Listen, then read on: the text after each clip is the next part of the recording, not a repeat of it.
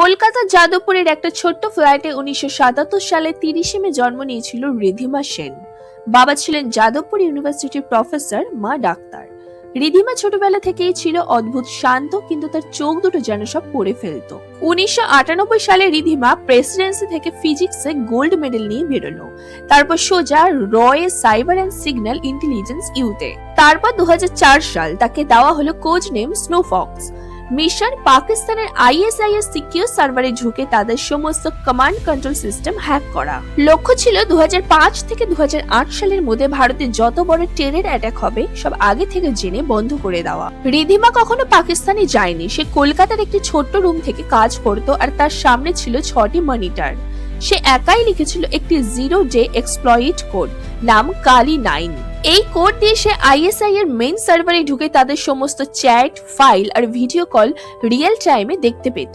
এরপর 2005 সালের 29 অক্টোবর দিল্লিতে সিরিয়াল ব্লাস্ট হওয়ার কথা ছিল। রিধিমা 48 ঘন্টা আগে পুরো প্ল্যান হ্যাক করে ফেলে। দিল্লি পুলিশকে সঠিক জায়গায় সঠিক সময় জানিয়ে দেওয়া হয়। বোমা 3 জায়গায় পাওয়া যায়, ব্লাস্ট বন্ধ। এরপর 2006 মুম্বাই ট্রেন ব্লাস্ট, 2008 জয়পুরের প্রতিটা অ্যাটাক আগে থেকে জেনে বন্ধ করা হয়েছে তার হ্যাকিং এর জন্য। কিন্তু 2008 সালের নভেম্বরে ISI বুঝে যায় কেউ তাদের সিস্টেমে ঢুকেছে।